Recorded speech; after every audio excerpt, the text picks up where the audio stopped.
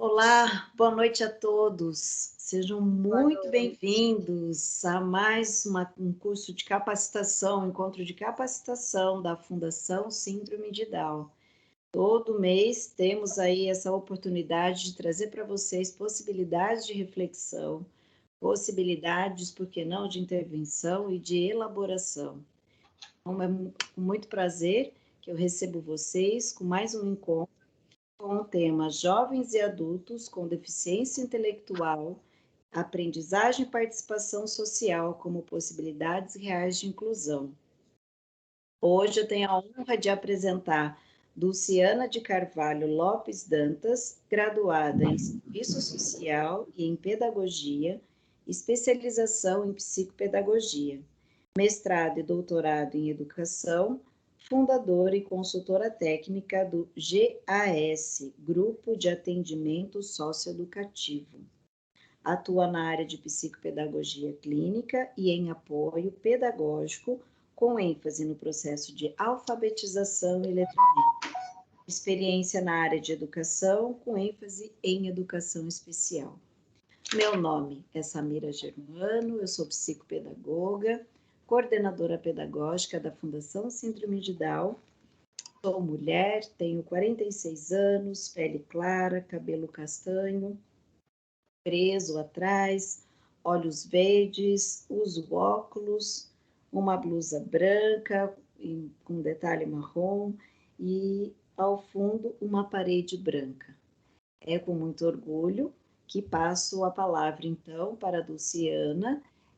Peço por gentileza que vocês possam escutar atentamente todas as informações que serão compartilhadas a partir de agora e no finalzinho a gente abre um espaço para que a gente possa fazer uma conversa aí, tá bom? Trazendo aí os momentos de reflexão e de inquietações. Por favor, Luciana, fique à vontade. Tá. Obrigada, Samira. Obrigada a todos da Fundação. É uma honra enorme eu estar aqui com vocês hoje para a gente conversar um pouco sobre esses assuntos, esses temas que nunca deixam de ser inquietantes, que nunca deixam de nos mexer conosco por dentro e fazer com que a gente se movimente, se entusiasme para discutirmos, né? Eu sou mulher, tenho meu cabelo castanho também, nos ombros, estou usando uma tiara com os cabelos soltos. Eu estou com uma blusa bege com as listinhas nas mangas, pretas e brancas, uso óculos e tenho 68 anos. É isso. Então, a gente vai aproveitar o tempo hoje para conversar. Né? Eu nunca me considero palestrando, eu me considero conversando com o outro, né? Fazendo com que esse outro pense, reflita, critique, pondere, né? Questione internamente, já que o tempo é curto para a gente discutir, né? Basicamente fazer uma discussão oral, uma discussão sobre o que a gente fala, mas que vou me considerar, né, grata, feliz, se conseguir provocar em vocês esses sentimentos, né, esses movimentos interiores, tá bom? Então, vamos começar. Wagner vai colocar aí os slides que eu preparei para nortearem a nossa discussão, tá bom? Mas que o tema principal, cujo tema, como Samira já falou, é jovens e adultos com deficiência intelectual, aprendizagem e participação social como possibilidades reais de inclusão. Então, quando a gente fala jovens e adultos com deficiência intelectual, a gente está falando aqui do jovem e adulto com a síndrome de Down, e também eu tomo a liberdade de falar sobre todo e qualquer tipo de outra deficiência que impeça participação social e impeça aprendizagem, né? Como possibilidade real de inclusão para qualquer pessoa, tá? Então, falando nisso, a gente não consegue pensar como é que alguém, né, aprende, se capacita, se não trabalhar suas competências, A gente, para se capacitar, para a gente aprender, para a gente avançar, a gente tem que reconhecer quais são as nossas competências. Isso acontece com qualquer um de nós e não poderia ser diferente com as pessoas com deficiência, né? Então, eu parto do princípio de entender o que é que significa competência, né? De que lugar essa competência se faz presente nessa discussão. Eu vejo competência como a capacidade que um indivíduo possui de expressar um juízo de valor sobre algo a respeito do que é versado, do que é apresentado para ele, né? E apresentar isso com idoneidade, não ser um teleguiado, não ser apenas um copiador, né, de algo que está sendo dito para ele, né? Então, competência que a gente vai discutir nesse sentido. E como a gente pode fazer isso? Como é que a gente pode fazer com que um indivíduo adquira a capacidade de expressar um juízo de valor, de ter sua opinião própria, né? De ter o espaço de fala e de escuta diante de algo que é apresentado, e geralmente apresentado para uma sociedade inteira, né? Nós vamos falar aqui hoje de jovens e de adultos, nós não vamos estar nos referindo às crianças, porque já é um outro momento, tá? Então, vamos nos concentrar naquele jovem, naquele adulto com síndrome de Down, principalmente, que é o nosso público maior, também aí é o de vocês, e com outras dificuldades, né? Com outros tipos de déficits intelectuais que lhes impedem de assumirem essa capacidade que eles têm. E que essa capacidade, certamente, é o que vai provocar para eles as possibilidades de participação social, de viverem um movimento de inclusão, tá? Não só eles, mas com suas famílias e todos os ambientes que eles frequentam. Pode passar, Wagner. Então, vamos lá. Pode passar, Wagner. Então, a gente vai falar assim, tudo bem, Luciana, e que competências seriam essas? E por que você traz essa palavra? E por que esse tema? Né? Porque a gente não parte do princípio de proporcionar a alguém uma condição melhor de vida, uma condição melhor de aprendizagem, uma condição melhor de participação, de explorar junto com essa pessoa as condições inúmeras que ela tem e que muitas vezes estão cerceadas pelos processos de relacionamentos pessoais, de relacionamentos sociais, de relacionamentos familiares, de relacionamentos nas escolas, de relacionamento com outras pessoas que se dizem amigas, né? E aí fica tudo bloqueado, essa pessoa não consegue avançar. As competências, eu estou partindo aqui da base curricular, né, nacional, tá certo? Que em 2016 traçou esses conceitos, 10 conceitos que chamou de competências a serem trabalhadas pelas escolas. E aí eu acho que é uma grande oportunidade da gente se situar nesses processos, nesse emaranhado de conceitos, e a gente vê que é isso mesmo que a gente quer. Né? E de que forma que nós queremos que isso aconteça? Numa fundação, num espaço de educação social, né? Num espaço de atendimento que voltado para a educação social das pessoas, como nós trabalhamos. E aí a gente tem aqui, como número 1, a competência do conhecimento. O que é isso? É o compreender e empregar o aprendizado no mundo social, físico, digital e cultural. Desenvolver uma melhor compreensão sobre a realidade que o cerca. Ou seja, é eu dar a essa pessoa essa oportunidade, né? Eu fazer com que ela seja possibilitada a compreender o aprendizado do mundo, né? De que mundo a gente fala? A gente fala do mundo como um todo, né? Das ações físicas, digitais, culturais e etc. E essa pessoa consiga compreender. Para eu compreender, eu preciso conhecer. Né? Sem eu conhecer, eu não compreendo. Eu não vou aprender, nem aprender. Né? Então, esse é um conceito que eu acho primordial. O segundo seria o pensamento crítico, científico e criativo. O que é que eu quero dizer com isso? O que é que a base quer dizer com isso? Reflexão acerca do universo, né? Análise crítica de questões sociais com busca de soluções. Estímulo ao raciocínio científico e criativo mais consciente e atuante. Coloco isso com uma preocupação imensa que me acompanha durante todo esse tempo de trabalho, voltado para essa população, para esse tema que eu abordei, que eu abracei e com o qual eu lido todos os dias, né?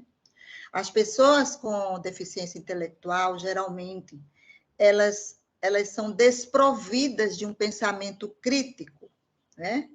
Você pergunta sobre algo que está acontecendo, você pergunta sobre algo que ela está vivendo, às vezes no próprio ambiente familiar, e ela não sabe se pronunciar, ela não sabe se posicionar sobre aquilo dali, ela não sabe falar o que é que ela poderia ver como sendo uma solução para o que ela está vivendo, ou a sua família, ou a sua rua, né?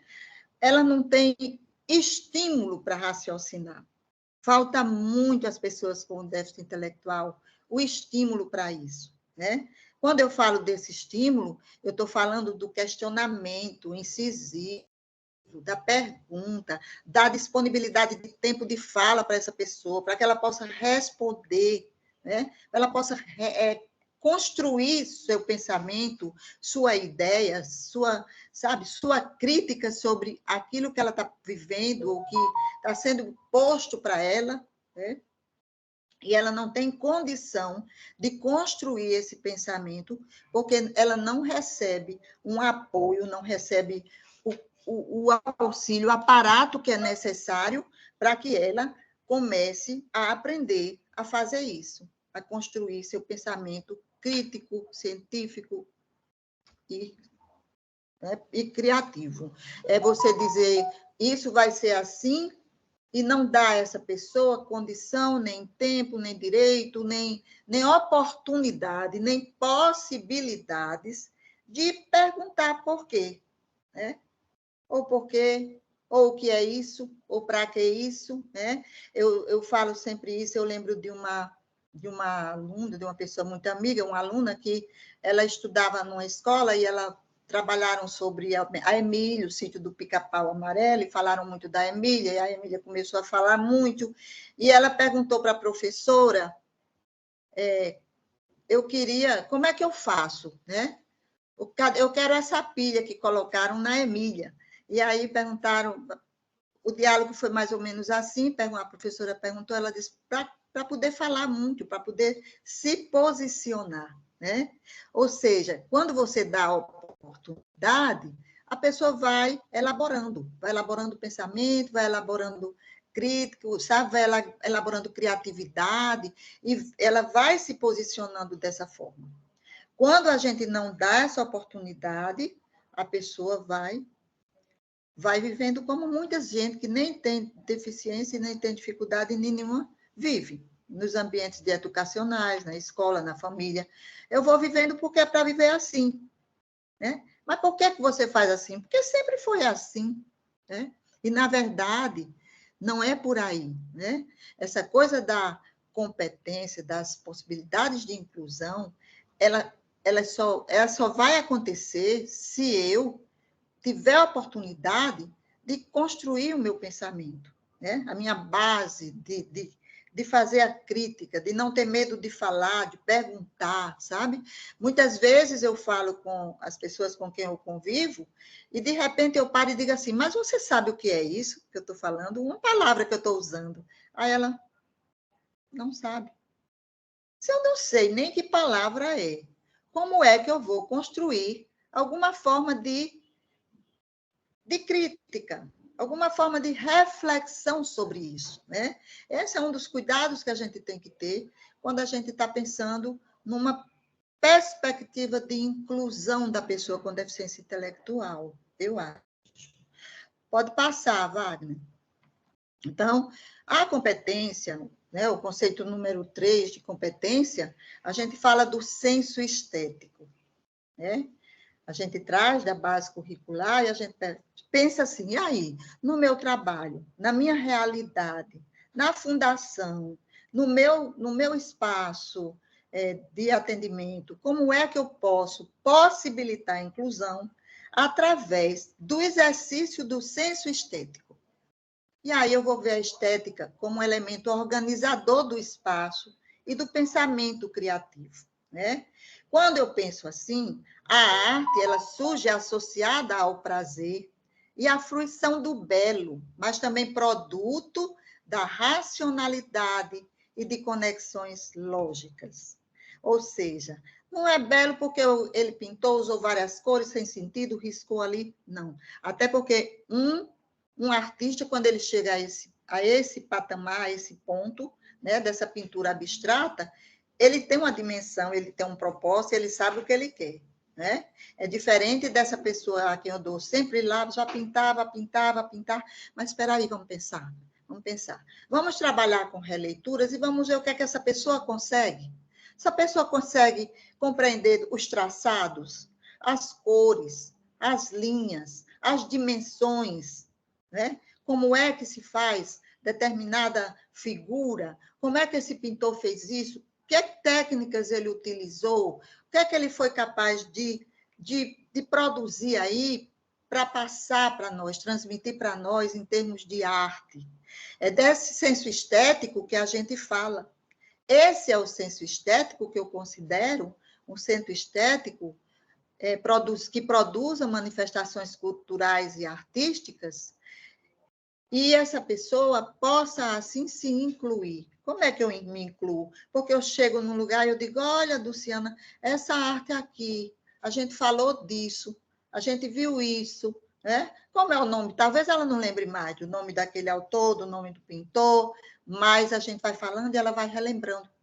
Os neurônios vão trabalhando e ela vai dando conta de perceber que a arte é isso, né? A arte é essa produção belíssima, né, de alguns para que os outros reconfigurem, para que os outros releiam, para que os outros façam de uma outra forma, mas que eu saiba mais ou menos as nuances que eu estou usando. Né? Às vezes a gente encontra pessoas com deficiência intelectual, jovens e adultos, que a arte para eles nunca sai da casinha, da bola, da árvore, né? E a árvore é como a gente manda ele fazer. Faça o tronco, aí faça assim. Então, minha gente, não é desse senso estético que a gente deve falar. Quando a gente fala senso estético, a gente deve ser incisivo, corajoso, desafiador, sabe? Essa pessoa tem possibilidades? Tem. De aprendizagem? Tem. Se eu faço com ela um trabalho quando é referido, por exemplo, trabalhamos Pernambuco, trouxemos a arte de Romero Brito, então a gente vai ver tudo daquele artista, vai ver as artes, vai ver com que ele se comunicou no mundo, vai ver para onde ele viajou, quais foram as figuras que ele conseguiu reproduzir em termos de arte, nós vamos reproduzir artes deles, vamos fazer releituras dessa pessoa, e depois, sabe o que acontece? Passa alguns anos, 1, 2, 3, onde esse grupo com deficiência intelectual, com síndrome de Down, vê um trabalho desse autor, ele reconhece.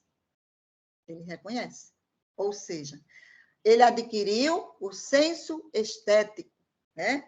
Ele apreendeu os conceitos, os conteúdos dos quais nós falamos para eles.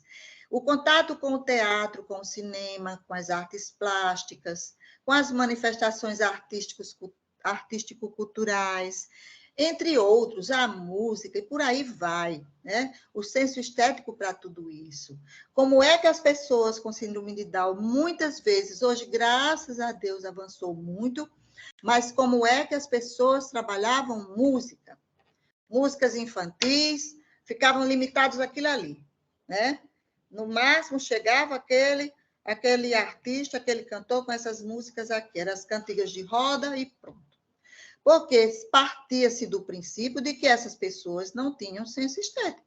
Partia-se do princípio de que essas pessoas não iriam aprender, Partia-se do princípio de que eu vou falar para ele sobre samba, sobre o axé, sobre o reggae, sobre a MPB, vou falar sobre os grandes nomes da música brasileira, vou falar sobre os nomes dos clássicos, eles não vão aprender. Ou seja, a gente delimita, a gente exclui, a gente impossibilita. Com as nossas ações, a gente não acredita que as pessoas tenham competências, né? E em a gente não acreditar, a gente está interditando essas pessoas a uma condição de não inclusão. Aí, se eu não sei nada de música, eu não sei definir sobre gêneros musicais, sobre os cantores, sobre quem é de onde, por que canta assim, por que se comporta assim, por que se veste assim, como é que ele vai ter condição de falar nada para ninguém sobre esse assunto, se for lhe dada a oportunidade? Ele não vai falar, né? Então, na hora que a gente começa um jogo e joga um pedaço de uma música, que música é essa? Quem canta essa música? Que gênero musical é esse? Que estilo é esse? Onde é que se canta mais desse jeito? Aí vai abrindo, vai abrindo, vai abrindo, e eles vão cada vez discutindo mais. Eu sempre falo assim com as minhas amigas, que eu não tenho colegas de equipe, eu tenho grandes amigas, que a pessoa com síndrome de Down, com déficit intelectual, parece-me que ela vive assim, esperando, sabe? A gente vai, pensa na proposta, mas isso não vai dar certo, eles não vão dar conta. E aí a gente, mas vamos tentar. E é como se eles estivessem nos desafiando também. No final, quem é desafiado somos nós, porque nós temos que encontrar as formas de trabalhar essas competências, a forma de trabalhar com eles, essa autonomia, essa vontade, esse desejo e essa coragem para se desafiarem também, né? Então, é nesse sentido que a gente traz o senso estético. Uma coisa muito importante que eu queria falar aqui é que, quando eu estou falando isso, eu estou falando para todos nós, eu estou falando para profissionais, para os educadores, né? Para as famílias, principalmente, gente, sabe? Como a gente, enquanto família, nega a participação social, em todos os sentidos. Hoje o jantar vai ser o quê? Eu pergunto a A, pergunto a B, mas eu não pergunto a C, que tem a deficiência intelectual. O que é que você queria jantar hoje? Vamos fazer um jantar aqui hoje diferente, aqui na nossa casa. Então, o que é que você prefere? Ele tem, né? Ele tem o direito de participar. Se ele não participa de nada, como é que ele vai se posicionar em nada, gente? Ele não vai conseguir. Ele não vai conseguir se posicionar. Até porque, quando ele vai falando, alguém já falou, já emudeceu, já tomou conta do espaço que seria dele, né? E a coisa vai ficando assim, mais difícil. E quando a gente experimenta vivenciar essas bases, né, que são curriculares, teoricamente são para as escolas, mas, na verdade, elas são para a nossa vida toda. Elas são para todos os contextos, né? Onde a gente estiver, a gente pode estar trabalhando isso e a gente pode estar se analisando com relação a isso. Como é que eu me comportei hoje com fulano de tal? Eu dei a ele a oportunidade de desenhar o que ele queria? Né? Eu dei a ele a oportunidade... Eu lembrei agora que a menina foi fazer um desenho, a moça foi fazer um desenho de São João, e ela fez a fogueira, e ela fez o fogo, e ela pegou um lápis azul, bem azul, sabe? Aí eu disse, mas o fogo é azul? Né? Será que o fogo é azul? Vamos pensar, vamos olhar as gravuras. Ela olhou, mostrou tudo nas imagens. Aí ela disse, mas eu quero azul. Ou seja, né? Eu poderia muito bem ter cortado ali, me deu lápis azul, é vermelho. Mas, dado o tempo de trabalho que eu tenho com aquela pessoa, a condição dela, os avanços em termos de escolhas, né, de escolha, de autonomia para escolher, eu digo, bolas, ela quer fazer a fogueira dela azul, né? Era azul, azul escura, depois pintou uns azuis, azul claro assim, ou seja, é isso que a gente chama de dar oportunidade para o outro se posicionar, né? De fazer com que ele exerça, trabalhe esse senso estético dele, tá? Em casa, eu quero assim, eu quero meu suco assim, eu quero nesse copo. Às vezes é negado na família até escolher um copo, escolher um prato, escolher um talher. Às vezes é negado. Escolher a roupa que vai vestir, né? Eu sempre falo, vamos separar. Vamos separar, assim, essas roupas aqui são das festas, são de você vestir nas ocasiões que a gente vai no aniversário. E essas aqui, você veste, você escolhe para vestir em casa, para vestir quando toma banho, quando vai no supermercado, quando vai. Aí você escolhe e eu lhe ajudo como faz para combinar. Pronto. Ah, se deixar por conta dele, o desastre está grande. Estou negando competência, estou negando possibilidade, né? E estou negando pesado, não é pouco, não. Vai para o cabeleireiro, a mãe quem escolhe o corte de cabelo, é para cortar assim. Ei, mas é um adulto, a gente está falando de jovens e de adultos, né? Nós não estamos falando de crianças. Por que é que eu não posso escolher? Eu posso conversar, eu posso ponderar, eu posso ajudá-lo a evitar cair no ridículo. Posso e devo, né? Mas, assim, eu dar a oportunidade, pelo menos, eu saber o que ele pensa sobre aquilo, eu acho que a gente deve, né? A gente é uma coisa que a gente deve a essas pessoas, né? E nisso tudo está o senso estético. Acho que Samira quer falar alguma coisa. Eu estou aqui pensativa, só queria, na verdade, trazer aí uma consideração, acho que é isso. Quando você vai trazendo, né, essa importância, eu vou falar da subjetividade, quando tem o azul, enfim, a maneira que a pessoa vai se colocando no mundo, né, Luciana? Para mim ficou duas coisas assim, a questão da apresentação e a questão da representação. Acho que Isso. muito nisso que você fala, quando a gente não dá ou não percebe, né, o sujeito que está ali diante da gente, melhor assim, quando a gente não percebe que diante da gente tem um sujeito, ele vai representando, ele é moldado a representar uma determinada cena, né? Isso mesmo. Mas quando a É. gente possibilita que a pessoa realmente possa ser convocada ali, né, pela sua própria subjetividade e se apresentar, aí a questão é de outra ordem, é outro É de sentido outra de ordem. vida, né? É de outra ordem que a gente vive. E É. assim, eu digo para vocês, vocês sabem disso, a gente está conversando. É muito melhor, é muito mais gratificante. É uma coisa poderosa que acontece com a gente. Assim, puxa, eu, sabe, eu fui um veículo de abertura de oportunidades para essa pessoa, né? E é isso que a gente deve fazer sempre, trabalhar. Agora, essas pessoas vão se dar conta sozinhas? Pessoal, faz muito tempo que eu trabalho nisso. Eu tenho muito cuidado com esse discurso. Eu acho que são pessoas que precisam do apoio, do nosso apoio, do apoio da família, do apoio dos profissionais, do apoio dos amigos, do apoio dos educadores, né?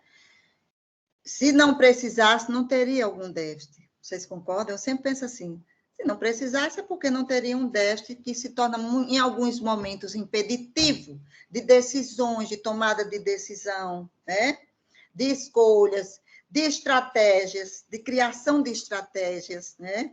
Algo que é fundamental na nossa vida de adultos. Então, precisam, mas que a gente pode ajudá-los a superarem o máximo que puderem, esse eu acho que é o nosso papel.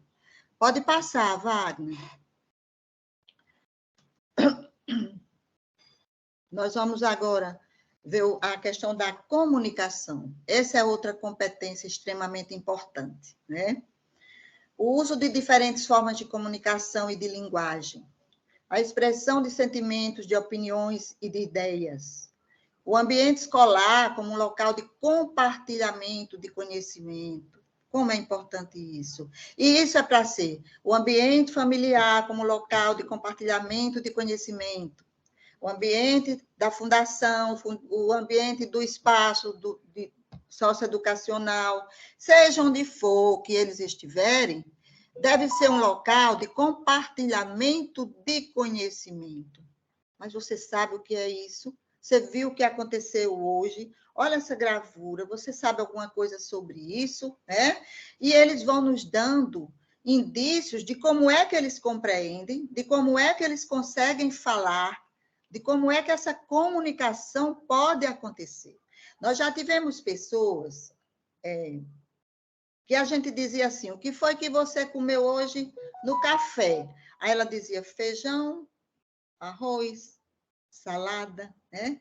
O que é que dá para você? Muito claro para você. Quem faz a leitura aí é você. Essa pessoa não tem ideia do que é refeição de almoço, refeição de café. E você aprofunda. E no café? E no jantar? O que é que você comia? Aí sempre era essa coisa, sabe? Então, foi muito importante abrir esse horizonte dessa pessoa através desse processo de comunicação. O que é que se come em almoço, o que é que se come no jantar, o que é que se come no lanche, o que é que se come no café da manhã, né? Mostrar para ela, trabalhar com pirâmide alimentar, construir uma tabela de alimentos. Então, assim, gente, vai se abrindo, as formas de comunicar, elas vão, parece que vão assim, ó, crescendo, florescendo, e a gente vai pegando aqueles ganchos e vai fazendo as comunicações, e daqui a um tempo aquela pessoa está sabendo bem direitinho como é que ela se alimenta, em que horário ela come o quê. O que é isso? Trabalhamos competência, trabalhamos comunicação com ela. Você está triste, mas por que você está triste? A pessoa não consegue dizer, né? Ou então vai contar um fato para a gente e não sabe se foi ontem, hoje, se vai acontecer, você fica confuso, porque ela não consegue ter clareza de dimensão temporal, dimensão espacial. Foi aonde? Né? Foi em outra cidade? Quando você trabalha, por exemplo, final de semana, relato de final de semana, que é uma coisa fundamental, você percebe isso muito claramente, né? E quanto mais você trabalha, mais clareza essas pessoas vão tendo, que elas precisam organizar a fala delas. Senão, o processo de comunicação vai ficar travado. Aí, sabe o que acontece? Aquele que não tem a deficiência, tá bom, entendi. Ai, que lindo, que legal. Eu fico louca quando eu vejo isso. Você entendeu o que foi que ele falou? Não, mas não é assim. Ele quis se comunicar. Ele quis estabelecer uma comunicação comigo e eu tenho que, nem que eu diga assim, olha, eu não entendi, não. Fulano, me desculpe, mas eu não entendi. Vamos ver alguém que possa entender, né?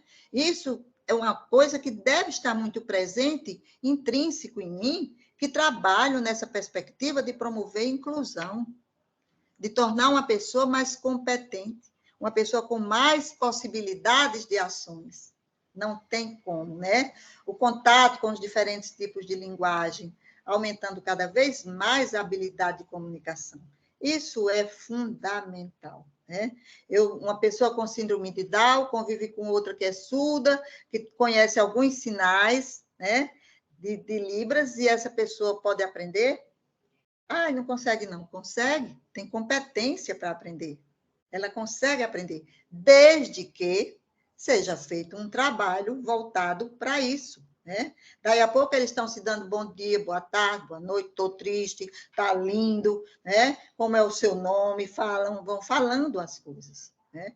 Então, esse conceito da comunicação, né, como uma competência, gente, é muito importante que a gente não deixe de dar importância demais para ele. E no sentido, principalmente, de eu considerar tudo que aquela pessoa fala. Tudo que uma pessoa, qualquer pessoa do mundo, né? Eu assisti um filme sobre um autista que vai ser um médico e eu achei é muito forte, porque impedem ele de entrar na sala de cirurgia e ele fica dizendo, né, que era uma arritmia cardíaca, e ele consegue falar, mas eles não deram importância, eles não entenderam, né? E não deram importância àquilo ali, é o que ele estava falando, né? E, às vezes, as pessoas com síndrome de Down nos trazem, por exemplo, questões que são super importantes, de um contexto familiar, e a gente não dá credibilidade, a gente não para um pouco para ouvir, não chama alguém que tem mais convívio com aquela pessoa. Ei, vem cá, fulano, não estou entendendo. Já disse para fulaninho que eu não estou entendendo o que ele está falando, mas eu quero saber o que é. Então, é por aí, essa coisa da comunicação. Pode passar, Wagner. Vamos para a argumentação. Argumentação. Argumentação, gente, é uma coisa tão difícil, até para nós, a depender do nosso par, né? Do diálogo, do nosso par, do convívio, do nosso par numa equipe. Tem pessoas que, claro, né? Elas nos impedem de argumentar. E, às vezes, a gente silencia. Não sei se vocês já passaram de uma situação assim. A gente silencia, a gente diz, não adianta, eu não vou argumentar. Agora, vamos nos colocar no lugar de uma pessoa com síndrome de Down, vamos lá, né? Que ela chega e começa a contar uma história, Eu disse assim, teve um aniversário de uma moça e eu dei uma pulseirinha, e eu nunca a vi usando. Outro dia eu perguntei assim para ela, cadê a pulseirinha que eu lhe dei? Você não gostou? Ela disse, na igreja. O que é que eu ia entender? Ou tinha perdido, ou tinha deixado. Mas como na igreja? Como assim? Ficou lá na igreja? Você perdeu? Não, só... Aí fui insistindo, e depois eu consegui que ela verbalizasse, e ela dissesse para mim que é só quando vai para a igreja. Aí eu digo, e por que você não diz para a sua mãe que você tem vontade de usar e vir para cá, para o espaço, para os seus colegas verem, porque você acha bonito? Mas não posso. Ou seja, isso aí é um claro exemplo de argumentação impossível, né? Eu posso até querer, ter vontade, mas eu vou fazer uma argumentação que ela vai se esvaziar, né? Antes mesmo de eu começar.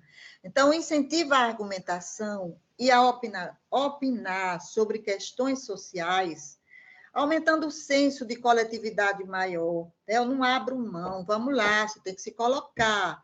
O que é que você acha dessa festa junina que não tem balão, que não tem fogueira, né? Como é que você vê isso? Você já viu um balão? Como é que é para você um balão? E os fogos que se soltam de artifício nas festas, nas casas? E por que na festa do São João, que é a festa de forró, de quadrilha, se toca agora axé? O que é que você acha? Vamos argumentar? Vamos conversar sobre isso, né? Eu não uso essa palavra, é claro, mas vamos falar, vamos dizer. Cada um diz a sua opinião. Ali vai ter gente que vai gostar, vai ter gente que diz que, não, mas é certo, eu gosto de Bel. Sim, mas Bel não seria no carnaval, né? Então, a gente entra aí uma questão de cultura, discussão cultural, sabe? Aqui no nosso estado, na nossa região Nordeste, as festas juninas, elas estão perdendo espaço, cada vez perdem mais, né? Perdem para as quadrilhas estilizadas, com as coreografias, com as roupas belíssimas, perdem para os instrumentos musicais que são utilizados, não se vê mais uma sanfona, um triângulo, um tambor, o teclado, não sei o que, lá vai, não se vê mais, perde espaço principalmente para o forró, que é o ritmo musical das festas juninas, né? Então, a gente precisa argumentar para que a pessoa adquira o senso crítico sobre isso, né? Ela vai ter a opinião, ela vai gostar ou não, mas eu preciso que ela entenda, porque às vezes ela nem despertou o que está acontecendo, nem despertou, né? Então, a defesa de suas próprias ideias, e principalmente compreender de que forma fazer isso, tolerando e respeitando a opinião dos outros, a construção de uma consciência mais ética, socioambiental e crítica, né? Isso, gente, é muito importante. As pessoas adultas com deficiência intelectual, elas são muito desprovidas disso. É negado a elas de uma forma veemente, por nós até educadores. A gente faz esse exercício todo dia. Foi que eu neguei hoje. Tá? Por que naquela hora eu não vi fulano? Por que eu não permiti um tempo maior para ele? Ele estava com dificuldade, por exemplo, trocou de óculos, aumentou muito o grau. Aí você chega, ele quer, olha aqui, olha, Luciano, olha aqui, olha aqui. Eu disse, mas eu já estou de óculos, eu já tenho meu óculos. Mas quando eu dou um tempinho, aí eu percebo o que é que ele quer. Ele quer mostrar, ele quer se comunicar, ele quer argumentar, né? O meu óculos agora é esse, o seu tem menos, o meu tem mais. Eu vou dizendo para ele, você tem mais grau, você precisa de um grau maior, você tem que explicar para ele o que é isso. Então, é dessa forma que a gente tem que trabalhar o tempo inteiro. Eu não vou família, eu não vou mãe, levar meu filho para o oftalmologista, fazer a consulta, não explicar para ele o que é que aconteceu ali, né? Aí vou para a ótica, eu escolho o óculos, eu pego o grau, no outro dia pego o óculos, bota na cara, tem que ficar bom, a pessoa regula. Gente, né? É para a gente pensar assim, como é que eu falo em inclusão? Há quanto tempo se fala em inclusão? E quanto de exclusão, de interdição, de falta de credibilidade nas possibilidades dessa pessoa se incluir realmente, né? É bem diferente quando escolhe, quando participa da decisão, de como vai ser melhor. Pode passar, Wagner. Então, aqui a gente vai trabalhar o conceito da inclusão digital, né? Então, assim, esse é um tema bem forte, porque a gente, graças a Deus, a grande maioria das pessoas com síndrome de Down, hoje elas têm o seu celular, hoje elas usam o seu celular, e aí você vê, no uso do celular, você vê todos esses conceitos escancarados. Você vê, quando eu dou possibilidades de ação, ela não lê, mas ela usa o celular, né? Ela não lê, mas ela tem os grupos, ela desenvolve mecanismos de, pela primeira letra, ou por um desenho, ou só pela foto, ela sabe quem está no grupo, ela sabe para quem quer mandar uma notícia, ela fala, né? Ela manda o recado. A gente tem um grupo no nosso trabalho, nós criamos um grupo para eles, do celular, e eles até discutem e brigam, e lá vai, e no próprio grupo eles chamam, pedem socorro, a gente entra lá, às vezes fecha o grupo por um dia ou dois, o grupo está fechado para todo mundo se acalmar, né? E nisso a gente está trabalhando todos esses conceitos que a gente está vendo aqui. Está trabalhando, inclusive, reconhecimento de regras, de comportamento em sociedade, né? Entender, utilizar a melhor forma possível os recursos tecnológicos, né? Uma inserção responsável de tecnologias no ambiente escolar, ou seja qual for, tem por objetivo inicial facilitar o acesso dos alunos às informações. E para além do consumo de informações, esse aluno, esse jovem, esse adulto, esse frequentador da fundação, frequentador do projeto, ele pode aprender a se comunicar por meio da tecnologia e ele pode valer-se das ferramentas e aplicativos para produzir informação. Coisa mais linda do mundo, nós temos uma pessoa usuária que ele criou um grupo, ele criou uma rádio virtual, né? E ali ele bota as músicas, que sabe que alguém gosta, quem não gosta, quem quer pede música, quem não quer fica só ouvindo. Então, assim, olha a oportunidade e a ferramenta que foi dada para ele, ele abocanhou essa ferramenta, né? Usando da competência dele no âmbito desse conceito, né? Promover o uso de mídias e plataformas digitais como meio de comunicação, de expressão, de compartilhamento, de conhecimento, é fundamental na busca de resoluções de problemas. Eu vou contar para vocês assim, quando começou a pandemia, aí no nosso grupo, nesse projeto nosso, né, do grupo de atendimento socioeducativo, nós ficamos impossibilitados de abrir o espaço. Nós íamos para um espaço, é como vocês, na fundação, eu acredito nessa medida, tem as salas, tem os espaços. Ficamos impossibilitados. Nem preciso dizer como ficamos, né? Arrasadas. Gente de Deus, e agora? Não passa, olha, foi menos de uma semana para a gente pensando, da gente pensar assim, não, vamos tentar virtual. Vamos tentar. Gente, isso é loucura, não vai dar certo, não vão poder. Não vão... Aí fizemos uma reunião, reunimos os familiares, fizemos uma reunião. Para nossa surpresa, eles ficaram maravilhados. A gente não está dando conta, eles se perderam, né? Perderam a função, como a gente perdeu. Então, mas como que seria isso? Ora, a gente abria uma sala, né? mandavam um link para cada um deles, era no Meet. E as famílias nos primeiros dias entravam, né, com eles, e quero dizer a vocês que eu acho que um mês depois, eles mesmos entravam, um ou outro que a família entrava.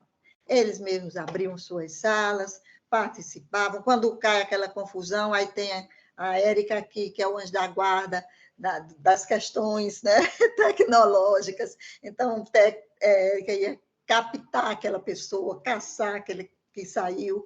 Gente, nós fizemos, eu quero dizer a vocês que nós fizemos atividades funcionais. Tínhamos o professor de funcional, né, e ele vinha e fazia, né, fazia as atividades, todo mundo participava. As danças, por exemplo, Érica faz o projeto da dança, e aí a gente começou a trabalhar danças de outros lugares, dança de outros países, como é que é essa dança, né? E dançava, todo mundo dançava, fizemos as festas de comemorações dessas datas importantes, festa junina, como é que você faz uma festa junina com a pessoa que está ali? Cada um criava seu ambiente em casa, então cada um que queria mostrar sua salinha, sua mesinha com bandeirinhas, as comidas típicas, né? E depois a gente dançava muito. A gente dançava, a gente fazia aquelas figuras com o pau da vassoura, sabe? Botava o chapéu para a gente dançar, e todo mundo se divertia. A gente só não fez, gente, parar. Nunca paramos, né? E eles deram conta, foram de uma competência que eu não tenho tanta, juro a vocês, para darem conta de entrar, de sair. Tem aqueles que abrem 20 grupos, não sei quantos grupos, sabe? Meu Deus, pelo amor de Deus, lá vai a gente a pagar, né? E faziam os desenhos. Olha, a gente trabalhava releituras, a gente trabalhava o processo, cada um tinha a sua folha, tinha um momento de cada um desenhar, todos tinham esse material em casa. Então, desenhava, depois cada um tinha que mostrar. Mostravam, a gente fazia as exposições. Então, foi possível a gente fazer. Mas isso só foi possível, gente, porque nós nos desafiamos demais, né? E nós não deixamos de acreditar nas condições, nas possibilidades de ações dele como possibilidades de inclusão, né? Nas condições, nas possibilidades de aprendizagem deles. Em nenhum momento a gente deixou de acreditar. No funcional era 1 quilo de arroz, era 1 quilo de açúcar, era o pau de vassoura, né? Para fazerem os exercícios todos. Né? Não tínhamos a academia. Como é que nós iríamos fazer? O que é que eles tinham em casa? Era isso, a gente vai fazer assim. E todos gostavam e achavam muito bom, e as coisas caminharam durante toda a pandemia, né? Toda a pandemia. Poucos faltavam. Chegava a hora, eles começavam a entrar e a gente começava a ficar feliz, né? Estão entrando. Então, foi uma coisa muito boa, né? E isso foi nos proporcionado por esse movimento digital, senão a gente não teria tido condição nenhuma mesmo, né? E eles que nos deram... Sim, há muitos, a maioria era telefone do pai, telefone da mãe, depois foram ganhando seu celular, né? Confiança de abrir o computador, deixar ele lá no computador, no notebook, e foi isso. Foi um aprendizado para todo mundo, né? Principalmente as famílias que viram. A gente se expôs, pessoal, porque a gente via que as famílias muitas estavam ali, do lado, né? Aí a gente incluía, sabe? Olha aí, sua mãe fulana, apareça aí, por favor, você está aí, vamos lá. Era assim, porque a gente foi abrindo esse leque de comunicação, de familiaridade, né? De ficar todo mundo à vontade com isso. Pode passar, Wagner. Quero só fazer um comentário nisso que você está falando, que me veio uma saudade até desse momento. Foi um momento difícil, né, para todos, e que esse recurso da tecnologia possibilitou. Porque quando a gente vai falando, né, quando você diz assim, eu vou falar por mim, né, não tem tanta habilidade assim para poder usufruir tudo que a informática nos oferece.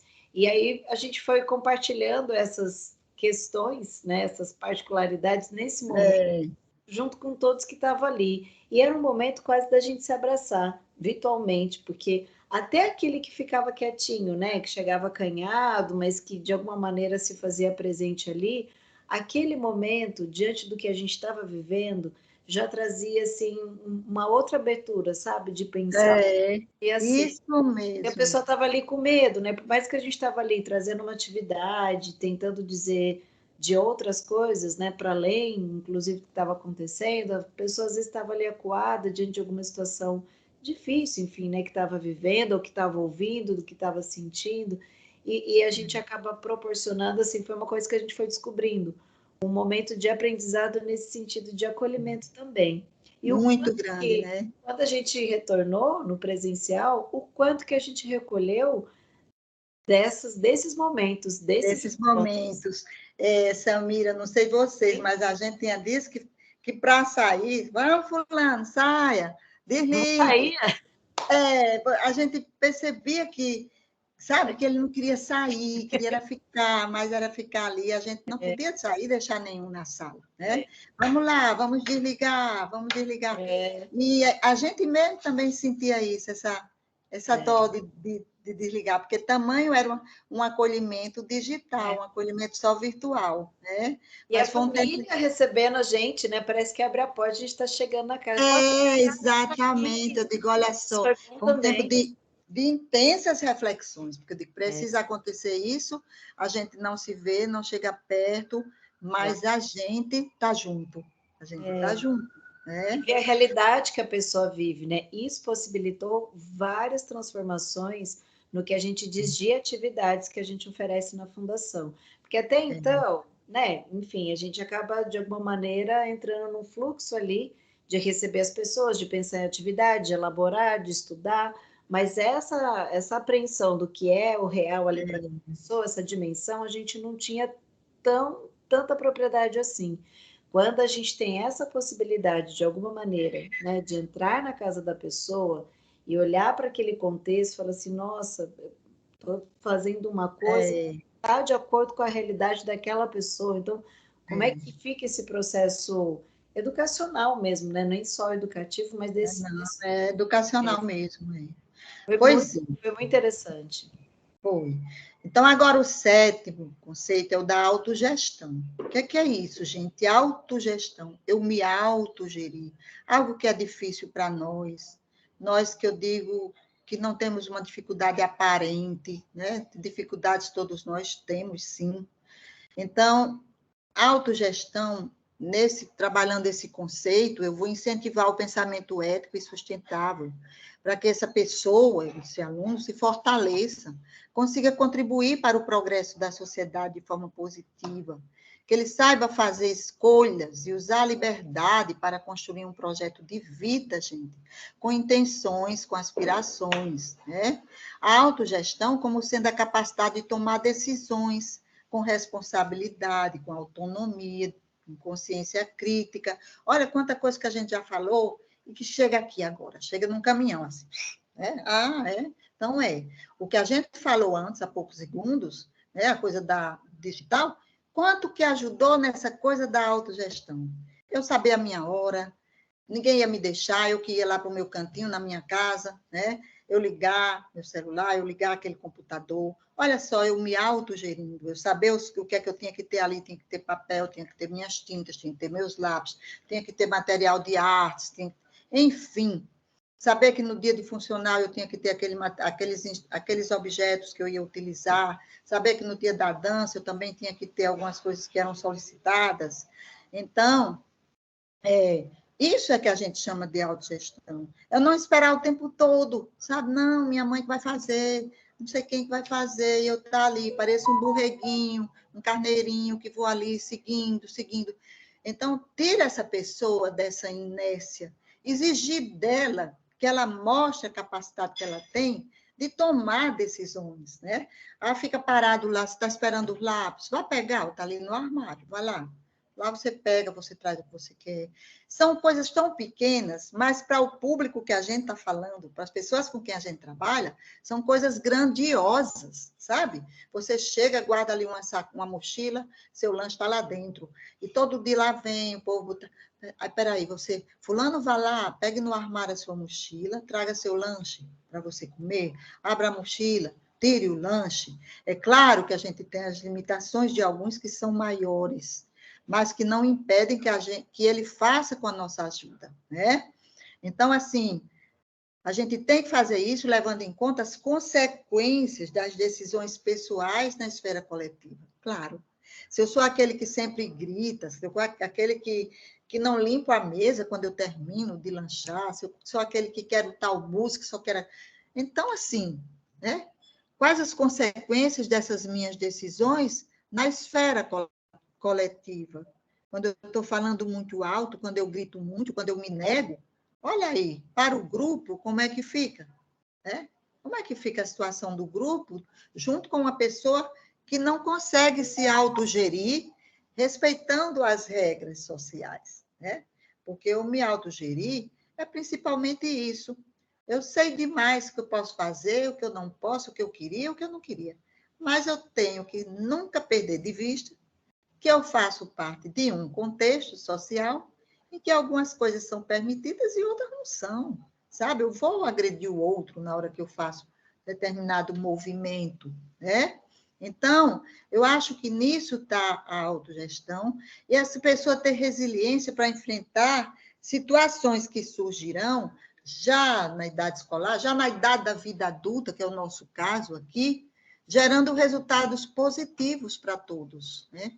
É muito difícil, sabe, a gente trabalhar a autogestão, porque a gente não pode perder de vista que a gente está lidando com pessoas que têm limitações, que vêm de longas datas, que têm restrições que vêm de longas datas. A gente não pode pôr em choque o contexto familiar dessa pessoa, a gente não pode. Né? Às vezes a gente diz, se a gente conseguisse que fulano, mas eu não posso fazer isso, sem que antes seja feito um trabalho familiar, né? Porque senão eu posso ser mal interpretada, eu posso ser mal entendida. Esse próprio sujeito com deficiência, ele pode ser, né? Receber assim mais, sabe, mais proibições, mais interdições em função de apresentar uma possibilidade de exercício de uma autogestão. Não, mas eu quero sair, eu quero ir, né?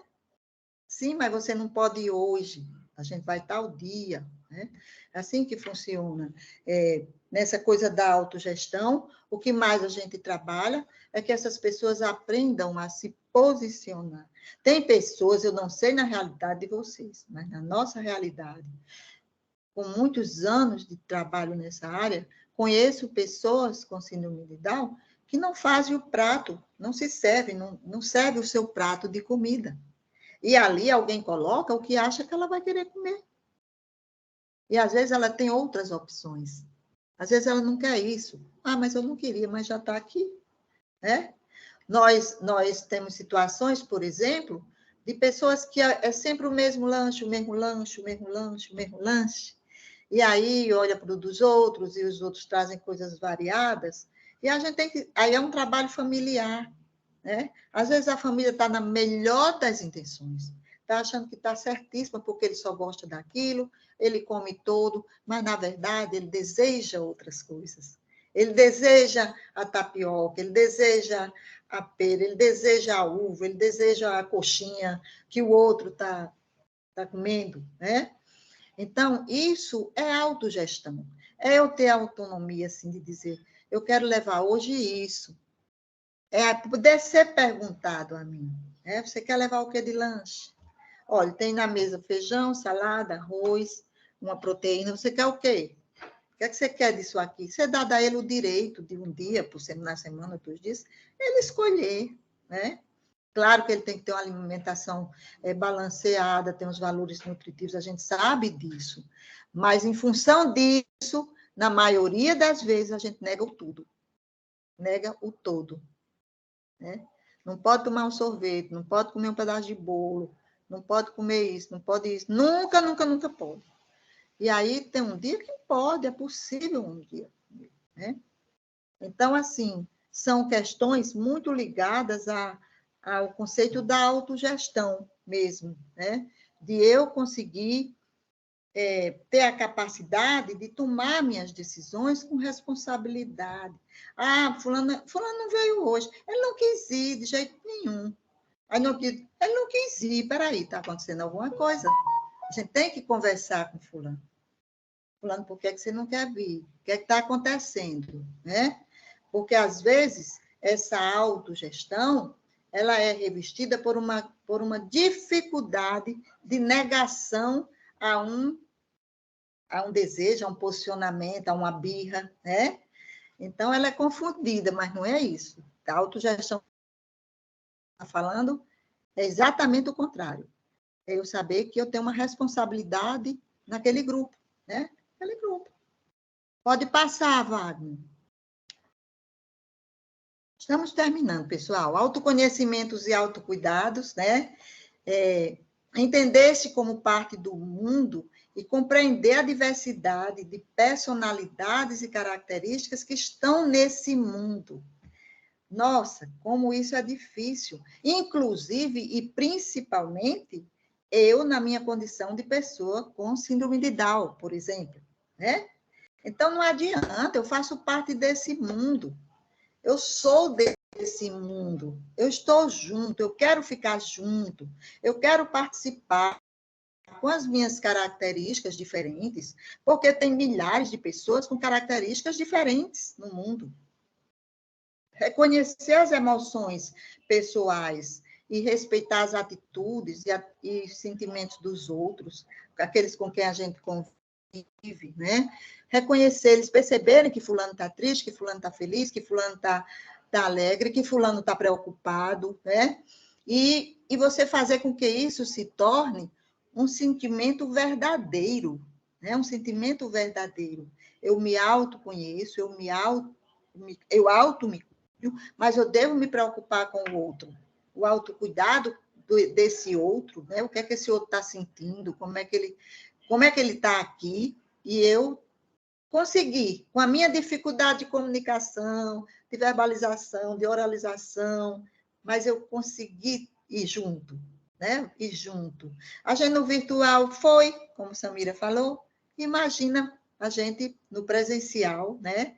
E a gente negar isso a eles, negar. Então, deixar passar, deixa para lá, daqui a pouco ele está bem. São as coisas de casa mesmo, são os problemas. E a gente sabe mais que tudo que não é assim, né? A gente sabe. Então, assim, quando a gente assume essa postura, a gente está sendo negando a pessoa o direito, né, de se ver como alguém que recebe o cuidado do outro, né? Como alguém que tem direito de se mostrar com o seu sofrimento que está ali presente, né? E a gente ajudá-lo a ter autoconhecimento desse sofrimento, ter autocuidado com com o seu comportamento, né? Com a sua situação, né? Despertar neles isso. Por exemplo, a gente fala muito, eu falo muito para os meus alunos, para as pessoas com quem a gente convive no grupo, tenha cuidado com seu corpo. Ninguém pode pegar no seu corpo.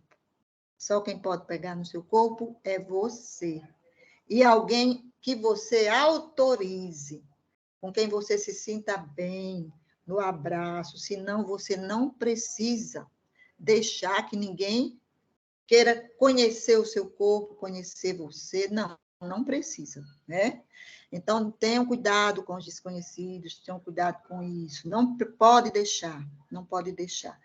A gente vai muito por essa linha do autocuidado, deles se preservarem, deles se gostarem, deles, né, se olharem no espelho, se verem.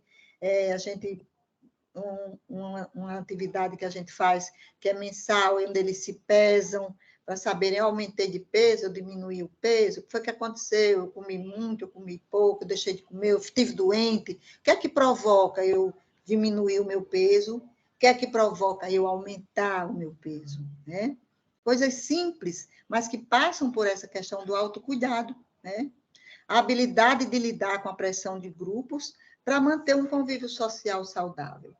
A gente sabe como é difícil, uma fundação onde chega um monte de pessoas, né, das mais diversas características, das mais diversas realidades, das mais diversas histórias, e a gente manter um convívio social saudável, respeitando, ajudando, colaborando, estando junto.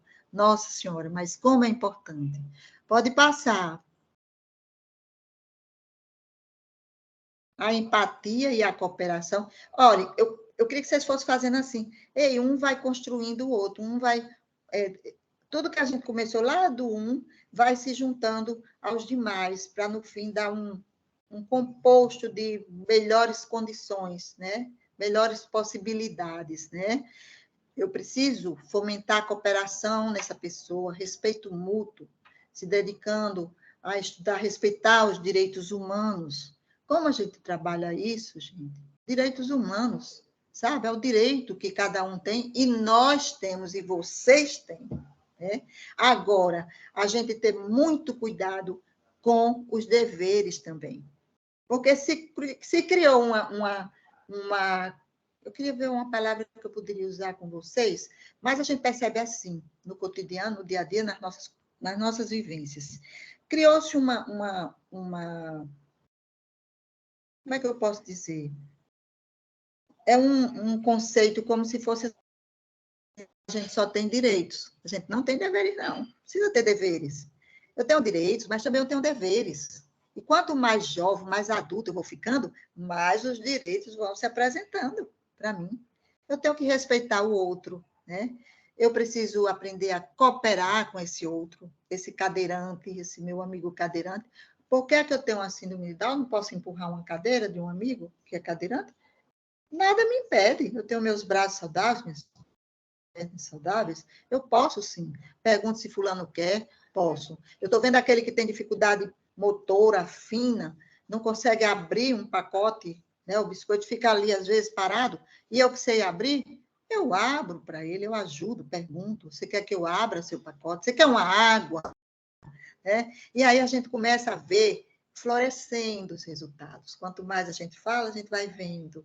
Começa a ver essas coisas acontecerem sem a nossa mediação. É isso que a gente quer. A gente quer construir um mundo para essas pessoas onde a gente não precisa estar mediando tudo. A gente vai mediar as coisas que são mais difíceis de resoluções, que precisam de estratégias mais elaboradas, mas coisas que fazem parte da nossa construção ética de ser humano. Quanto mais a gente for percebendo o que eles conseguem fazer, melhor a gente vai achar, né? Se enxugar, ir ao banheiro, fazer seu asseio, escovar dentes, tudo são questões que, às vezes, para uns já são muito simples, são corriqueiras, mas para outros elas não existem. Eu não sei na realidade de vocês, mas eu acredito que é em todo lugar, não é? Então, assim, compreender a liberdade do outro, quando fazem as escolhas, tomam de... qual a música que a gente vai ouvir? Vamos lá, vamos votar. Mas eu não quero essa. Sim, fulano, você não quer, mas a maioria quis essa. Vamos contar quantas pessoas quiseram essas. 5. Quantas quiseram essas? Só 2. Onde é que tem mais pessoas? Aqui ou aqui? Então, você vai ouvir, depois você pode ouvir a sua, mas agora vai ser essa. Agora vai ser isso que nós vamos fazer. Valorizar os grupos sociais, respeitar as diferenças individuais, comportamentais de cada um, né? A competência pertinente a ser ensinada no ambiente escolar, e de vivência mesmo, familiar, e estar relacionada a instigar todos eles a conhecerem e entenderem as diferenças, sem preconceito ou intolerância. Porque, às vezes, eu tenho uma deficiência, e eu tenho um preconceito sobre aquele que tem algo mais do que eu, ou diferente de mim, que me incomoda e que eu não gosto. E precisa trabalhar. Tem que ser trabalhado, e a gente trabalha com todas as letras, a gente trabalha explicando o que é isso. Eu falo tanto de preconceito, eu falo tanto de exclusão, eu falo tanto que quero ser incluído, e eu não incluo? O que é isso? Eu tenho que viver, na essência, aquilo que eu prego, aquilo que eu quero para mim. Isso acontece com eles e também com as famílias. A gente vê preconceito de famílias com relação a alguém que tem um déficit maior do que o do filho, que tem uma dificuldade mais evidente, né? E a gente tem que se trabalhar. Isso aí é um autoconhecimento nosso, né?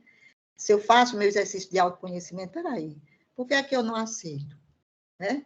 Por que eu não aceito isso? Qual é a minha grande dificuldade de aceitar isso? Vamos ver o que é, né?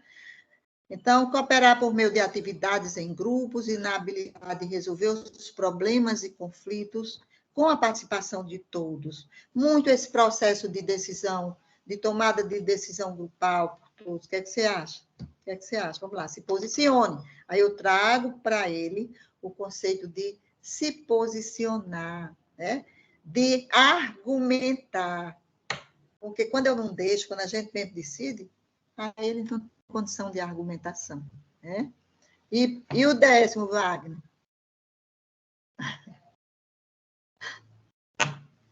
Autonomia. Pessoal, a gente andou do 1 ao 10 para chegar nisso aqui. E tudo que a gente faz, tudo que a gente persegue, tudo que a gente desafia, né? A capacidade de resiliência que a gente tem que ter para se autoconhecer, para se auto-administrar, para fazer com que as coisas aconteçam, é porque a gente quer que isso aqui seja o mote final. É fazer escolhas, é ter a responsabilidade de assumir as próprias escolhas e os atos. Ah, mas foi muito ruim a festa, não gostei com o DJ. Ah, mas foi vocês que escolheram, né? Era melhor como? Era com a sanfona? Mas vocês escolheram o DJ. A maioria escolheu. Eu também fiquei triste, mas a maioria escolheu. A gente tem que aprender a saber que foi o grupo maior que escolheu isso, né?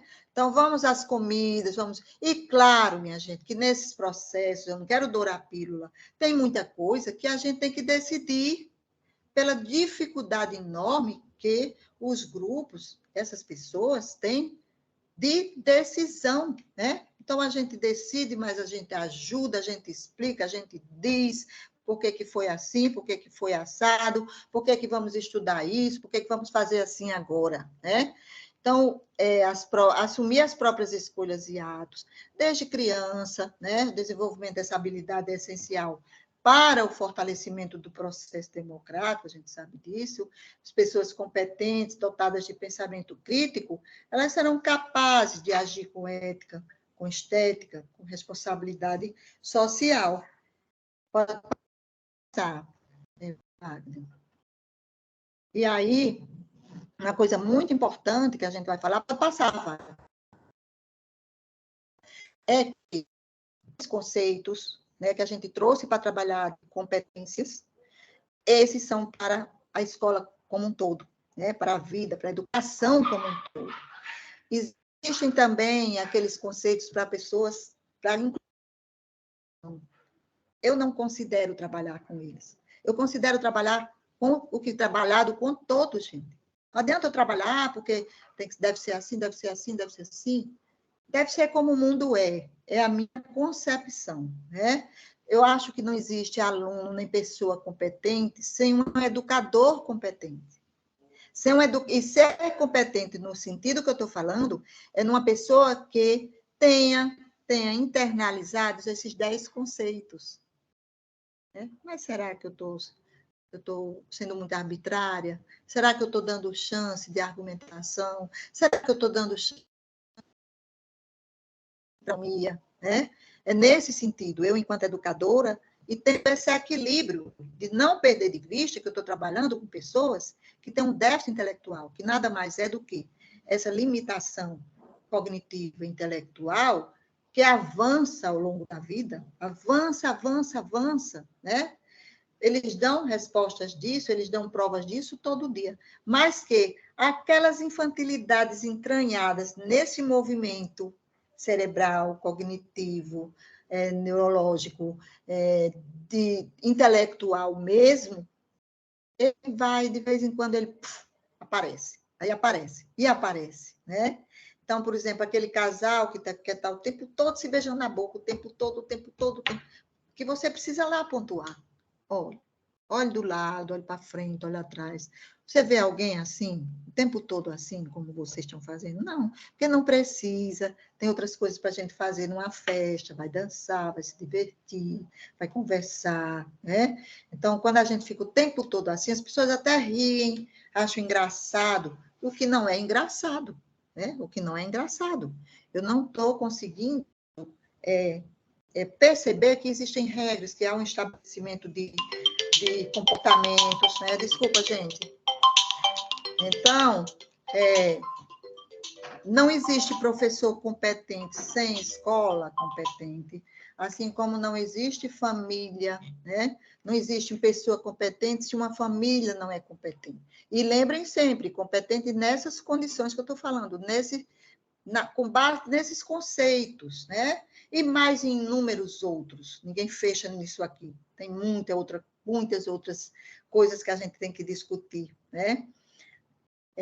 A competência, quer dizer, o conhecimento desses conceitos, a possibilidade de promover a inclusão, vivendo através desse exercício, é para todos, é para todos. A inclusão ela só acontece se todos tiverem espaço, né, para desenvolverem suas competências, para fazerem uso dessas competências no cotidiano e no convívio com os outros. Se não, bau. Não existe, né? Não existe inclusão. E é isso, gente, que eu queria falar para vocês, né? Agradeço de coração e espero ter plantado uma sementinha, né? De reflexão em todos nós. Eu também saio cheia de reflexões, né? Não adianta, a gente não aprende nunca tudo. As reflexões estão aqui e vão estar sempre, né, presentes na vida da gente. Graças a Deus, como é bom refletir, né? Como é bom criticar, argumentar, e é isso que a gente quer que as pessoas com síndrome de Down ou com qualquer outro tipo de deficiência intelectual façam. Tenham o direito de experimentar essa possibilidade tão grande que existe de inclusão, que é vivendo assim. Né? Obrigada. De existir, né? Que eu acho que com tudo a gente está dizendo de existência, né? É por aí verdade. que a gente vai fazendo o contorno, né, para tudo isso, para sustentar tudo isso que você trouxe. Eu já vou trazer uma contribuição de uma pessoa que fez uma reflexão bem bacana aqui no nosso chat. Ela faz uma escrita, para além de outras considerações que ela vai trazendo, eu vou ler. E aí gostaria, Luciana, se possível, assim, um breve comentário, estou um pouquinho preocupada aí com o nosso tempo também, mas gostaria que você trouxesse aí também, né, o que é que te toca, até em termos de sentimento, porque eu li e reli, e agora eu li e reli enquanto eu te ouvia. Agora eu vou ler em voz alta e vamos ver como que isso vai aparecer novamente em mim e para todos que estão aqui diante de nós, né? Vamos lá. Professora Luciana, muito gostoso ouvir todas as ideias e propostas. Parabéns, abrindo muitas possibilidades nesse processo reflexivo. Parece-me que exercitar tudo isso seja um desafio para todas as instâncias, profissionais, educadores, familiares e colegas. Fico pensando que dentro da cultura digital eles realmente conseguem se desenvolver de uma forma incrível, mas como mediar o tempo, desejos e limites dentro de um ambiente tão dinâmico de infinitos caminhos?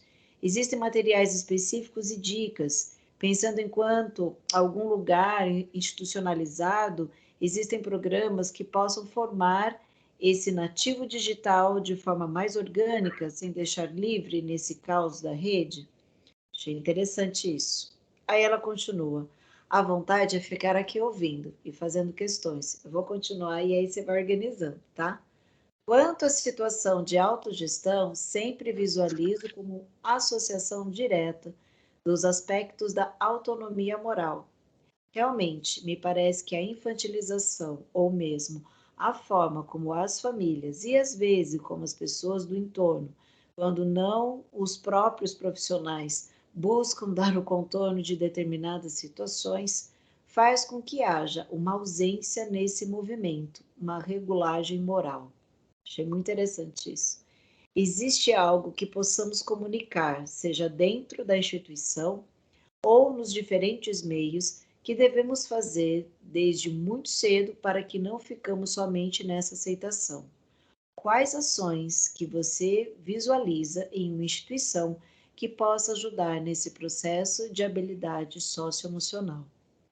Por último, O trabalho em grupo cooperativos na escola, com atribuição de papéis, combinados e todos os aspectos de um planejamento, pode ser realmente uma forma metodológica libertadora para criar uma educação mais equânime. Aí tem mais uma questão aqui que foi aparecendo, mas acho que eu vou abrir espaço para você fazer a consideração nesse primeiro momento e depois eu trago dessa outra pessoa também que se colocou aqui, tá? Fica à vontade, por favor. Certo. Olha só.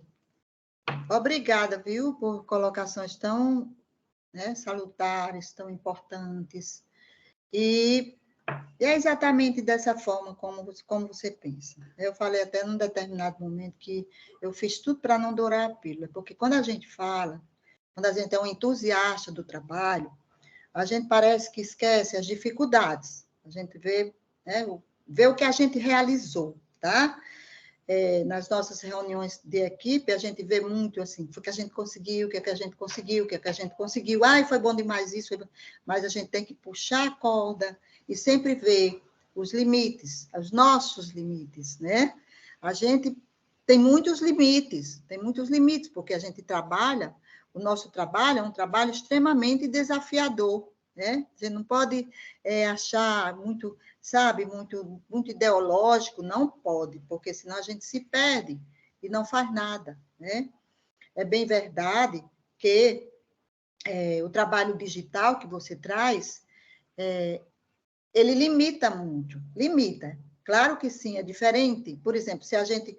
Eu estou aqui com vocês nessa discussão, nessa conversa. Se a gente tivesse numa mesa redonda, eu acho que a coisa ia fluir muito mais efusivamente, né? Então, mas quando a gente tem essa possibilidade, a gente agarra com todas as forças que a gente tem isso, é isso. Então, vamos aproveitar isso, né? Vamos fazer isso. Eu quero dizer para vocês, que eu não disse, por exemplo, a gente fez muitas atividades de artes, cartões para as mães, por exemplo. Então, a gente dizia, sugeria, a gente entregava para eles materiais, deixava tudo que a gente pensava, linhas, fitas, botões, coloridos, aquelas bichinho colorido, areia colorida, tudo que a gente achava que ia dar asas para a imaginação, a gente deixava à disposição para eles, porque senão ele só ia sair, era só o desenho, o papel e o desenho, não, a gente deixava aquilo, e aquilo dali saía coisas muito bonitas, né? A gente fez muitas maquetes bonitas, a gente estudou o mar, a gente fez uma maquete linda, um aquário, com a caixa de sapato, com a caixa de coisas que pegou no supermercado. Então, eles fizeram também coisas belíssimas com os aquários deles, os peixinhos pendurados, outros eram o peixe colado Então, cada um foi criando. O que a gente viu é assim, que é difícil, mas não é impossível. Eu não trabalho nessa perspectiva do impossível, nunca. Acredito que já tem muito material aí bom, né, orientando como fazer, mas a gente construiu a nossa prática, construiu nossas estratégias, e foi uma estratégia que deu certo, né? Graças a Deus deu certo. E a outra coisa, não resta dúvidas mesmo, que a autogestão gera autonomia. Claro, né? Se eu aprendo a me autogerir, eu vou ter mais autonomia sobre mim. E se eu incluir aí nesse conceito, o conceito do autoconhecimento e do autocuidado, aí é que a coisa fica bonita mesmo. Fica bonita mesmo, a gente fecha bonito, né? Porque eu estou possibilitando a essa pessoa ela se autogerir, se autoconhecendo. Ai, mas eu tive muita raiva disso, porque eu tenho raiva nessas horas, porque eu não aceito, porque eu grito, porque eu choro. Mas precisa ter a autonomia de saber que existem regras, né? Nós vivemos num mundo que tem regras. Por mais que essas regras sejam questionadas, sejam questionadoras, a gente não pode negar, né? Existem. Na nossa casa, na nossa família, os nossos familiares, a gente sabe que tem um sistema de regras que está ali, que funciona, né? Ele funciona, né? Então, é isso, certo? Se existe algo a fazer, se é algo a fazer no sentido de melhorar, de fazer com que isso se se sedimente, né, nessa perspectiva de conceitos que foram estabelecidos numa base curricular e que a gente sabe que elas regem não só um currículo, não só um processo educacional, elas regem processos de vida, né? Processos de vida. Eu podia ter pegado aqui outra autor, outra filosofia, mas sempre achei que esse é o mais simples e esse é o importante demais. A gente tem que construir por aqui, né? É partindo desses pré-requisitos que vão me tornar um sujeito social, ético, moral, né? Moral, eu não posso permitir que uma pessoa, porque tem síndrome de Down, se troque em qualquer lugar, chega aqui e tira a roupa. Não posso, tem os lugares de eu me trocar, tem os lugares de eu me vestir, tem os lugares de eu ficar mais à vontade com o meu corpo, né? Tem os lugares para tudo isso. A gente sabe que tem, né? Então, e com relação ao trabalho em grupo, assim, como é que a gente vê, a gente enquanto equipe, a gente enquanto profissionais, a gente não vê, na nossa perspectiva teórica de trabalho, a gente não vê o trabalho individual como sendo um trabalho de construção socioeducativa, né? A gente vê um trabalho, eu faço trabalho individual, mas tenho muita clareza, o que é que eu quero conseguir com aquele trabalho individual, né? O fonoaudiólogo faz, qualquer profissional faz o trabalho. Agora, um trabalho socioeducativo, um trabalho que abra, né, uma discussão maior para essas pessoas, desculpa, eu não vejo como não sendo grupal. É isso, não sei se eu respondi os seus questionamentos, mas eu parto dessas premissas. Eu acho, vou até colocar uma pitadinha assim, quando você coloca assim, Luciana, não sei se eu respondi, eu vou pegar um ponto quando você estava dizendo da filosofia, das escolhas, dos caminhos, né, que você foi percorrendo aí para poder trazer um pouco desse saber aí de vida, né?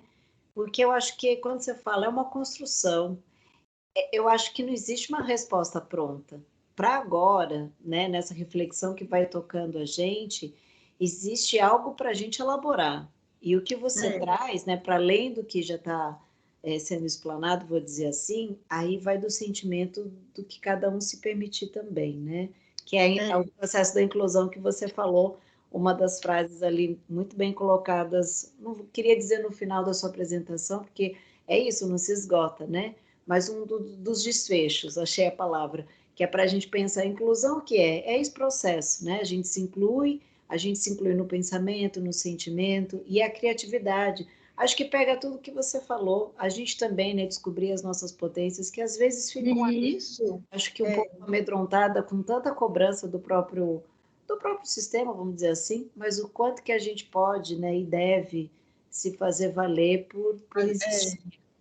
E aí tem algo que eu acho que se aproxima disso, que eu acho que contempla isso, que é a fala dessa outra pessoa que colocou aqui, que eu acho que vem bem de encontro, assim, quando a gente fala, né, desse processo de inclusão, de construção, e que não há realmente uma resposta dada e pronta, mas é algo para a gente, cada um vai aí dentro do seu perfil de construção, vamos dizer assim, né, mas sempre se incluindo. Gostaria de parabenizar Luciana pelo reconhecido conhecimento alicerçado na mais bela humanidade. Como instrutor de pintura artística, o conteúdo me foi de grande valia, pois convivo com alunos, crianças, jovens e adultos com os mais variados perfis. Eu gostei dessa parte, né, colocada a singularidade, né, colocada dessa forma. Hoje, meus horizontes foram expandidos. Alunos e colegas de trabalho serão agraciados indiretamente.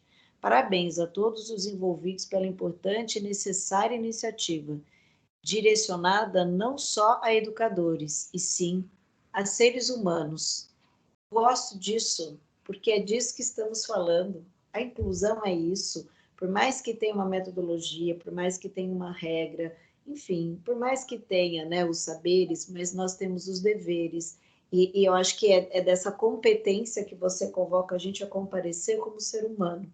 Assim, não existe uma resposta, mas existe algo para se fazer e pensar sobre isso, né? Porque aí a gente vai fazendo a Isso. construção ao longo do nosso processo de vida e o quanto isso vai na transferência ali com o outro, né? E o outro vai fazendo esse processo junto com a gente, né? É contínuo, Exatamente é assim. contínuo, né? Não É cessa. exatamente isso, gente. A gente sai daqui na certeza da nossa incompletude, na Isso, certeza do exato. quanto que nós temos enquanto seres humanos, seres sociais, seres éticos, seres morais, quanto que nós temos que fazer, né? E Exato. nós não vamos fazer o que já está feito, não, nós temos que fazer o que não está feito, né? E isso é o que é o nosso grande desafio. Isso é o que exige de nós, a capacidade de resiliência muito grande. Eu quero abrir mão disso que eu já tenho, eu quero me expor, eu quero enfrentar esse desconhecido, né? Enfim, eu acho que é isso, né? Inclusão, para mim, é o possibilitar a todos, por isso que é como eu disse a vocês. Mas você não está falando aqui de pessoas com síndrome de Down ou outras deficientes? Estou. E por que você traz as bases para as escolas regulares comuns? Porque eu acho que é assim que tem que ser. Porque eu acho que eles fazem parte desse todo. Não precisa ter outro código com vários outros conceitos para essas pessoas, se esse está pronto, né? Se esse me abre os olhos, se esse abre meus horizontes, para que eu possa fazer melhor a cada dia. Eu acho que é isso. E nesse fazer melhor a cada dia, eu vou aprendendo a cada dia, né? Exatamente. Obrigada, pessoal. Muito obrigada, viu? Obrigada pelas palavras dos que se pronunciaram. Me tocam e me fazem pensar no tamanho da minha responsabilidade enquanto profissional, né? Que lida com essas questões. É isso. Nossa, eu acho que em nome de todos, e acho que tantas outras pessoas também que gostariam de estar aqui, né? Acho que a gente pode, como eu falei, isso não se esgota, a gente continua aí nessa luta, na caminhada mesmo, para que outros espaços possam realmente acontecer e trazer cada vez mais, né, elaborações profundas sobre a nossa existência. Pessoas como você que traz aí, né, do seu saber e acho que vai dando sentido para outras coisas que a gente às vezes deixa camuflado, sabe-se lá o motivo de cada um, mas que a gente, né, quando você foi falando, tem coisas que a gente vai deixando ali, ou até para acelerar um pouco mais um processo, e eu me peguei pensando nisso, falei, mas o processo de quê? Se a gente está falando de vida, e se cada detalhe, né, que compete a nós, enquanto ser humano, é importante, porque diz da nossa existência, né, diz É, da nossa competência. Eu acho que você fez esse exercício, assim, sabe? De tocar um pouquinho no inconsciente mesmo, que é aquele cantinho que as coisas ficam reservadas. Você fez um pontinho ali, sabe assim? Deixa ali, não mexe agora, ou se é possível mexer, vai elaborando aos poucos, até para que possa realmente fazer um sentido é, cada um no momento que é para ser, sabe assim? As coisas não são assim de imediato, né? Mas a gente vai recolhendo até hoje, a gente está recolhendo coisas da pandemia, sejam boas ou ruins, mas que vai trazendo uma experiência para a gente, né, enquanto vida, enquanto ser humano. Acho que é isso. Nossa, muito obrigada mesmo. obrigada, gente. Obrigada imensamente em nome da Fundação Síndrome de Down. Agradeço a cada pessoa que pôde estar com a gente aqui, a outros tantos que serão aí também agraciados com a sua palavra. Temos isso gravado, vai ficar aí à disposição para todos. E, por favor, fiquem atentos também já para o próximo encontro que vai acontecer no dia 4 de julho. Estaremos aí fazendo a divulgação pelas redes sociais. Quem já tem o nosso contato e tem alguma dúvida sobre a inscrição, manda aqui para a gente, tá bom? Participem, esse é o nosso momento de elaboração, de inquietação e de existência. Luciana, imensamente muito obrigada. Agradeço muito. Obrigada a você, querida. Obrigada, Wagner. Wagner, obrigada, Verdade. viu? Obrigada, Wagner. Nós vivemos muito o exercício Imagina. desses conceitos. Obrigada, minha Érica querida, que está aqui. Né? Verdade, Érica, obrigada. Vem Nós aqui, Érica. conhecendo, É, foi mas grande maravilhoso estar com valia. ela, Ela aqui. criança. Oh, prazer de Então, conhecer. Igualmente, nós querida. vivemos o exercício das competências, né? Da Isso. troca, né? E só agradecer a vocês. E no próximo mês, se Deus quiser, vou estar entre os assistentes de quem estiver falando, porque a gente só aprende, né? E precisa aprender, precisa. É isso Não mesmo. pode parar, nada é estático. Um beijo e obrigada, viu? Obrigada a vocês. Tchau, gente. Boa noite. Até a próxima.